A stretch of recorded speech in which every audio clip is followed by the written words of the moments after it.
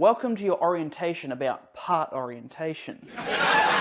The way that you actually print your part on the bed is going to have some surprising effects on print speed, print quality, and the strength of your part. We're going to cover a few things, but don't worry about managing all these things at once. It's kind of just, this is helpful information to have that you can use when you actually need to. Let's start with strength, and the key idea here is that due to the layered nature of how your part is going to be built, it's going to be weaker along one of its axes than the others. So here's a cross-section of our part, and if we apply tension forces parallel to the layers, there's not going to be too much of an issue here.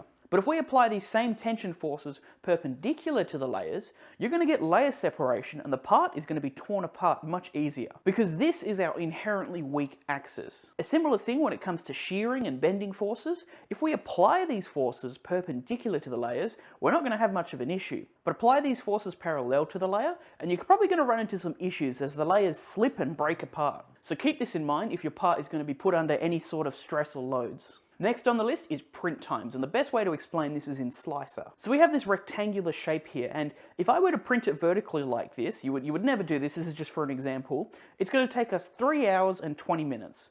But if we pop it down on its belly like this, it's only going to take 1 hour 30. And this is because printers are quicker at printing along the bed rather than printing up along the z-axis. So the more of your part lies along the bed and less in the z-axis, it's going to be quicker to print. This also means that on most parts, especially when they're taller than they are wider, printing multiple of them at once is going to be quicker than printing them one at a time. So we've got our part here, we've got an estimated 1 hour print time.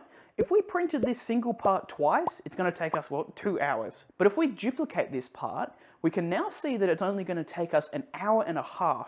And if we print 4 of them, we're going to get 3 hours instead of 4. So if you need multiples of the same part, it's usually a good idea to print them all at once. Something that we touched on a little bit in the previous video is that you lose detail along the z-axis thanks to layer height. If you're printing any sort of curved or angled geometry, try and keep that flat on the bed. Here's an example of this. We got a cube, we added a little chamfer and a little round on the top of it. If we were to print it in this orientation, you can see that we're going to end up with some nasty print lines muddying up the detail in our curves. We could whip out the variable layer height tool and make the layers thinner, or we could reorientate it, lay it along the bed plane like so, and when it's orientated like this, layer height and print lines are not going to affect this geometry. Let's say we have another rectangular shape to print like this. Now let's say we have to print it vertically, because ideally we just put it flat on the bed, but just for example's sake, say we have to print it vertically. You're actually going to get a better print by printing it this way than you are that way.